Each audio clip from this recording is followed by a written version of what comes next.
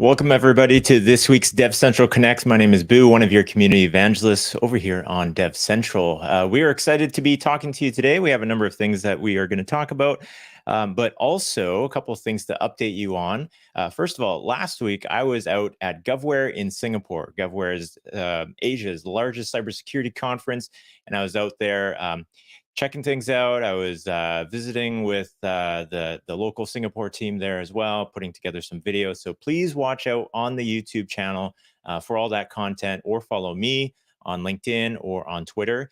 And this week, Aubrey has gotten on a plane. So we're two ships passing in the night, and he's over at KubeCon this week, which is super exciting. That's happening in Detroit, Michigan, and that's just starting up today. So watch out for Aubrey as well. Follow him on LinkedIn and Twitter and the DevCentral YouTube channel, and you'll see some content around that. I will also mention, speaking of Aubrey, last week there was a QSN, or quarterly security notice. And so we here at F5, we've started to, in the past couple of years now, we've started to line up all of our security patches into these quarterly security notices. And so you can rewind on the F5 YouTube, or the DevCentral YouTube channel. And Aaron Brailsford actually joined Aubrey to talk about what the latest patches were that the latest vulnerabilities were that need to be addressed. And so make sure you're up to date on that. There's best practices as far as upgrades that have been laid out as well. But you want to make sure that you're all patched up and up to date. Luckily, nothing in the high CVE or the high CVSSs this time around, but you always want to make sure you're up to date anyways. I will also mention that Jason Rom, who will be joining me in just a second here, we'll be talking to him about his progress on the Security Plus, because he actually just wrote it yesterday. So we'll find out, cliffhanger here, we'll find out whether or not he passed or failed shortly. So with that being said, I'm just going to roll something that Jason's put together for everybody here, a little bit of a quiz. So if you're watching right now, you'll have instructions on here. You're going to take a look at some port numbers and do a little bit of math. And then Jason's going to jump on in a little bit here. He's got the answer key. And so I'll roll that in a second here. And also, we're going to have a little bit of a feature around Dan Woods. So there's a video that's coming out with Dan Woods. This is his scary hack stories. And I'll be playing that right after this port quiz.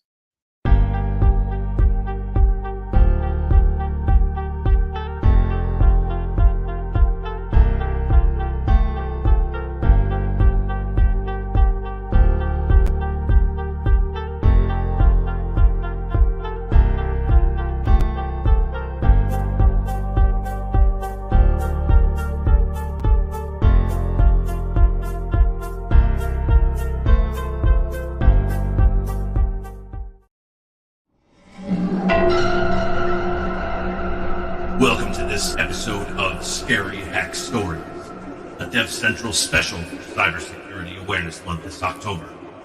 You've been warned. I've got some scary attacks for you, so let's get started. Here's the login traffic for one of our huge telecommunications customers. This is how it looked prior to the application of our signals.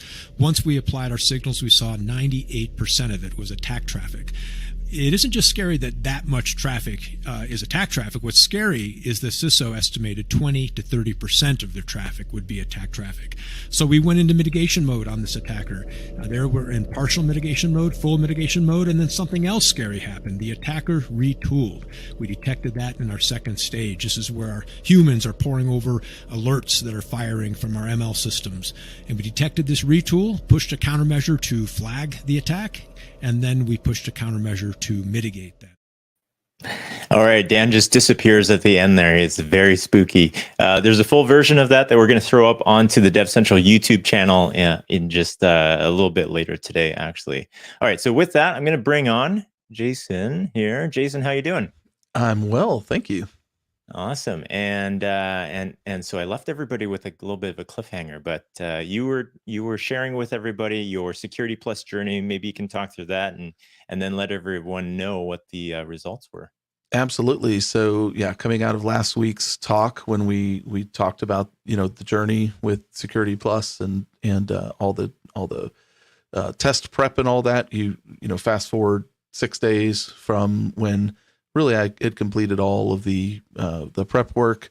It's an interesting thing to sit for 6 days when you've done all the prep work. It's like, well, should I, continue to do the same level of study every day, or should I just do a little bit of refresh? And so I did a little bit of a mix of, diving in for an hour and then just doing some flashcards here and there, a few minutes at a time. But yeah, yesterday afternoon, I headed to the test center at our local community college, and it was a little bit stressful, honestly, going in. And the test was, you prepare and you try to learn all the content, and it was, you're never really prepared when you sit down, and then, they start firing questions at you. And the part I prepared the least, which was performance-based questions, they let off with, I think, 6 straight right out of the gate. And so I was like 15 minutes in after 6 questions, and it's like, there's no way I'm going to finish. But then it opened up from there a little bit. And quite honestly, I didn't really feel good at any point in the test that I really was solid that I know this stuff. So I still have work to do, even though I did pass.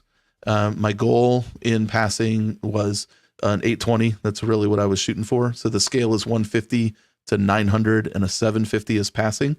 820 was my goal. I got a 798, so I didn't quite hit my goal, but I did pass. So nice. Congratulations. Newly minted Security Plus. Yeah, there you go. So, it's like what I said at the very beginning of my journey too, is that it wasn't necessarily about passing the test and getting a certification. For me, it was up-leveling my understanding of the security space and the security domains beyond just the practical implementations of things. Mm-hmm. Yeah. And so I have work to do on that front still, I think. Are you going to retest just to get that 820, or are you just going to mark it there? No, I'm not. No, because I mean, the test is what, $375 or something like that. Or no, maybe it's $390 something. Anyway, it's not a cheap test, so I probably will not spend more of F5's money to do that. But yeah, so I passed, so it's good. Is there an expiry on that certification? I don't think it expires necessarily unless you don't do community or continuing credits. I think it's like the CISSP in that regard, that you can maintain it. But like you I think pay an annual fee and you do continuing credits and you can maintain it. And so that's I think I'll have to go back and review to be sure, but I think that's the path there. And as far as the port math, that is just a blatant steal from Jordan Zebor in our organization. He did a trivia event for National Cybersecurity Awareness Month, and that was one of the categories in the trivia. And I was like, that's really cool. I kind of like that. And the port, knowing the well-known ports is part of the Security Plus journey, and being able to identify and set ACLs and all that in the performance-based questions. So I thought, hey, we're still in Cybersecurity Month. Let's do some port math. It was a lot of fun. And to the answer for the first one was 10. And I don't know if Mona was giving us a hex encoded version there, because she's just like, I don't know if it's like an ad. Is that really like an ad, or A in hex is 10? So maybe that's what you were shooting for, or maybe I'm just reading something into it. But Mona, thanks for waiting in there. Yeah. A little note from Aubrey as well. Hello from Detroit, and congrats to Jason. So Aubrey, I hope you're having a good start to KubeCon. I guess it's be 11:41 at this point. So yeah, you've done some mingling already. Detroit in October. That's a curious choice for a conference location. You think you start to get into the mid to late fall, and you're going somewhere a little bit more south in the U.S. geography. Yeah, you know what?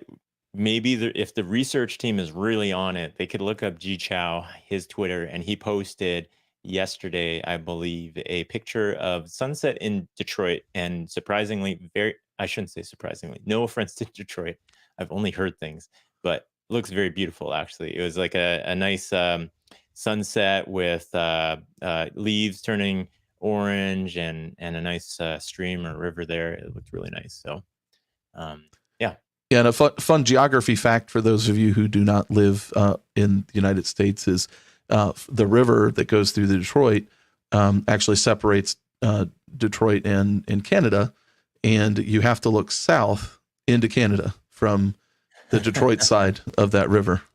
So you're looking south into Canada from the United States at that point. Yeah, that's cool. That's cool. Okay, cool. So we've got a few things to chat about today, Jason. So let's kick this off here. First of all, this one here, kind of having to do with KubeCon, is the Cert Manager project is becoming a CNCF incubating project. And actually, one thing I wanted to bring up with this, I did not, but I'll let folks maybe search this out, or I'll let the research team search this out. But the Cert Manager, as you would imagine, manages certificates inside of Kubernetes. It's cloud native. It was previous to being an incubating project. The project levels is sandbox before that. So it's been a sandbox project for a couple of years. Now it's an incubating project until it becomes there's another stage for the projects once it becomes like a widespread project. So great news. This is like super widely deployed. I think everybody uses Cert Manager when they deploy Kubernetes. And there is a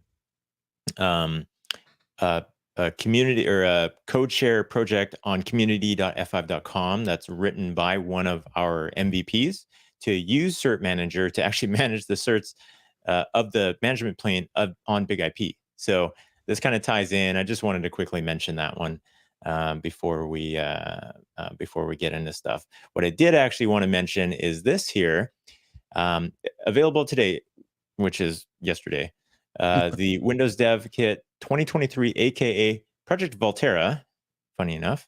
And this is an ARM-powered device built by Windows developers for Windows developers, everything you need to develop Windows apps for ARM on ARM. This is really cool, in my opinion, in that Windows is really embracing ARM. You know, when I was in Singapore, I was there with Joel Moses, and we were having some conversations, and he's so bullish on, and we've chatted with him too, really bullish on ARM and what you can do with ARM, the power savings that you can get with ARM. And so Windows is all in with this stuff as well. You can tell by AWS and how much they're pushing it, and how much they are acquiring it and adding to ARM in their environment. So, you know, things like our MacBooks these days are switching to ARM, and the performance that we get out of them at this point is pretty amazing. So yeah, we're seeing strong indicators all across the board that ARM is taking over. Yeah, I think that you've probably already ordered one for your lab. Is that a true statement? Yeah, let's see what the price is on this. It's like $600 somewhere down there. Oh, really? Yeah, $599, something like that. Yeah, okay. Yeah, that'll be cool. To put it right next to your Intel NUC, and they can fight it out on the shelf. Yeah. 32 gigs of RAM, 512 storage. Yeah, this will be pretty interesting. Very cool. I'm very interested in seeing what they do with it, or seeing what people can do with it. Yeah, for sure. Okay, so let's switch over to one of the articles that you'd brought up here, Jason. Stranger Strings. Yeah, so this is something I saw yesterday afternoon, and this is CVE 2022 35737, and this is a SQLite exploitable flaw. And you know, SQLite's everywhere. Like, you may not know it, but SQLite is embedded in everything, even in the Python programming language. You've got a SQLite API built in, and so this is has to do with historical 32-bit integers in their code base, with modernizing to 64-bit architectures and all that. So even in their tests that are, they say code coverage of 100% or whatever, further down in things like, well, the tests were built long ago, and so it runs through the code. But the concept of having, gig-sized strings and all that was not something that they could really test for when they built the tests, because the whole system was only like 2 gig or less. And so, but now that we have systems 32, 64, 128 gig, systems that you can pass huge strings. And so this is something that was patched, I think, back in July. They maybe it was just announced. So if you have latest and greatest on SQLite, you're good to go. If it's embedded SQLite and stuff that's older, it may be exploitable. So you'll have to do your regression testing and check it out. But I thought that was pretty fascinating. Yeah. Good one to bring up. Let's see. Towards the end, they talk. Yeah. So SQLite is nearly in nearly everything. Mm-hmm. I mean, I've used it in several of my web apps to avoid having a legit database. It's like I just have a file there in the web app folder and read and write straight out of that through the native built-in Python stuff. So I'm sure I'm not the only one, because it's easy, right? Yeah. A lot of people default to easy. So. Yeah. Or just enough to get going and then move on. Yep. Alrighty. So next one you've got here, Jason, HTMLQ. Yeah. So we have a lot of JQ articles on DevCentral where we look at, pulling back a response from an API and you have a whole bunch of JSON data to pour through.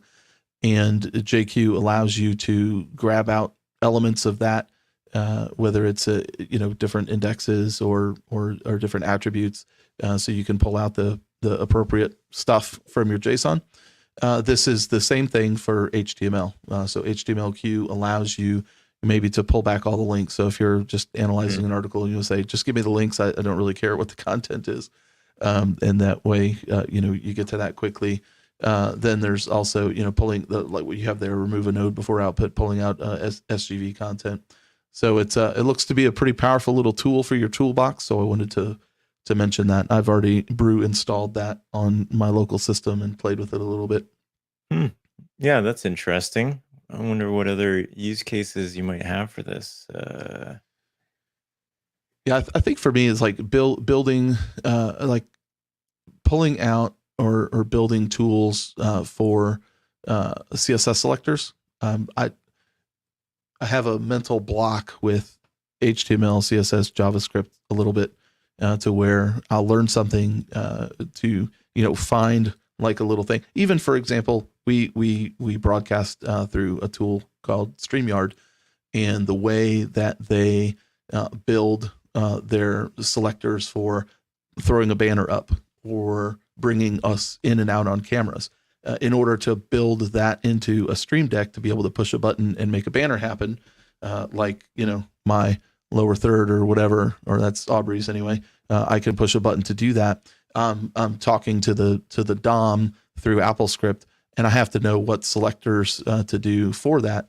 And so using a tool like this makes it possible for me to really interact with the content at the command line instead of having to go through the dev tools in Chrome to dig through that stuff. Nice. Yeah, that's cool. Okay, and one more here. We've got Apple rumored to be testing macOS for. Oh, okay, nice. Yeah, so I mean, this one's kind of appropriate for a lot of us. Aubrey might be interested in this as well, because I know that he had mentioned he's on an iPad Pro. Maybe he's not on the M2 yet, but Brian McHenry also is a big fan of using an iPad for his day-to-day use of normal office behavior. But there's tools that are missing that aren't built for iPadOS that are built for macOS, and so Aubrey, I'll take two. So for me, the big things missing in iPadOS are things like PyCharm, which is an IDE for Python, or Android Studio if you're doing any kind of Java development, or Android development. And so those kinds of tools are not really feasible on iPadOS.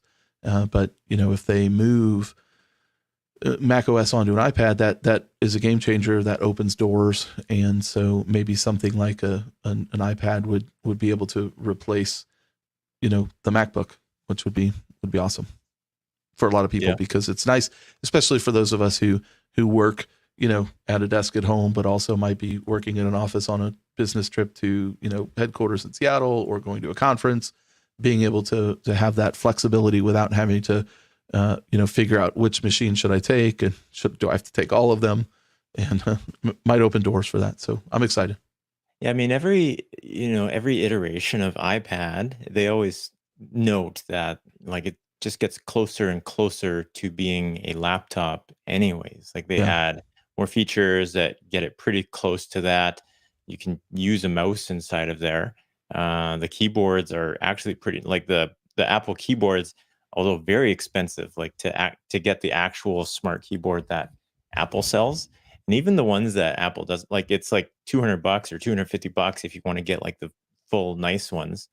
And then, you want to get the Logitech version of it, and it's not that much cheaper. Right. And so you're pretty much building out a laptop. And then the full-on pros are like $1,100 as well. Yeah. And to get that full performance. And so, being able to pretty much just absolutely replace your laptop with an iPad sounds pretty appealing at this point. Yeah. But, take it a step further is, if you have an Oculus headset and the Apple keyboard, is it? It's over at the other desk.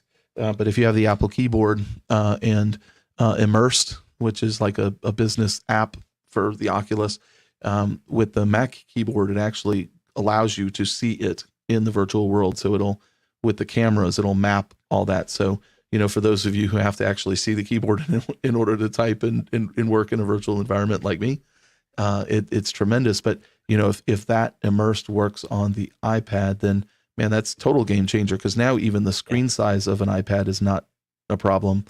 It's like you just take your Office with you wherever you go, and you've got your 50-foot screen or whatever it is you want to work on in your virtual environment. That's true. Yeah. So, Well, now you got me thinking, because I recently saw a video. I don't know if I shared it with you, where Marquez Brownlee, MKBHD, that everybody on YouTube would know him by, shared a video of him testing the new Quest Pro headset, I believe. And so it has the current Quest 2, like the cheaper one, has cameras on the outside, so you have a little bit of augmentation, but it's black and white and kind of grainy. And then the Quest Pro has cameras on the outside, but high quality and enough that you can augment, so that and he showed a video where he's got his keyboard set up, laptop, and then 2 screens or maybe 3 screens outside of his laptop as well, but fully augmented, so that he's just got his headset on, but it still looks like he's looking around his office. Yeah. So I can imagine at that point. But then you can kind of maybe go a step further, and if Apple is also experimenting with headsets and augmented reality, and they put an M2 chip on there, and they've figured out how to make an iPad into a laptop already, then maybe you just carry around a headset, and then that's it. And you don't even need the iPad. You just have a computer or a laptop. Sorry. Yeah. Or there you go. a keyboard. I mean. Yeah. That's interesting. One of the things with the new Quest headset that I am not a fan of, and therefore will not be purchasing it, is, unless there's ways to disable it, is the eye movement tracking that they've put in that, because that's like just one more step in the privacy of now with the today you move your mouse across a window, and they're able to, with the JavaScript that they embed and whatever, they can track, oh, well, he moved it from this, it hit every single one of these pixels, and I know he hovered over this for 450 milliseconds, and then he moved over here. Well, that's mouse movements. But then when you get into the eye tracking, they know exactly what you're looking at on the screen at every single instant, and just that kind of invasiveness I'm not on board for. Yeah. Yes. You could really track intent at that point. Yeah. Yeah. That'll be interesting. Okay. Well, with that being said, we'll bring these down, and just a couple of things to close off with, I guess. First of all, again, we've got content from GovWare that's slowly coming out from my last week there in Singapore. Aubrey is out in KubeCon in Detroit right now, so look out for all of his content. The research team has posted all that into the chat as far as how to get a hold of us. But if you look on any one of our YouTube videos, you'll see contact information on LinkedIn and Twitter to be able to follow us. Otherwise, if you're watching right now from YouTube, there's a subscribe button, probably below Jason there that you want to hit. Follow us for more content like this. LinkedIn, follow us on there in case you are just stumbling upon us on there. We're on Twitter and Facebook, actually, we're streaming to right now as well. So lots of ways to follow us. And be sure to follow us on community.f5.com. This is the global F5 community platform. There's a group on there called DevCentral Connects. You can join that, and then we'll have notes from each show. And we'd love to continue the conversations over on there if there's some comments that you want to make on there as well. So with that all said, thank you very much, Jason, for joining me today. Absolutely. Always a pleasure. Awesome. And oops, with that, I didn't have this queued up. Okay, I got it. I got the outro queued up. So see you next week, folks. Bye for now. Take care, everyone. Well, thanks for checking out that video. If you have any questions, leave a comment down below. While you're down there, hit the like button and subscribe if you haven't already. You might want to check out one of these videos over here. And if you haven't already, go check out community.f5.com. This is where all the DevCentral Connects hosts hang out, as well as the rest of the community. It's free to sign up, and we'll see you there.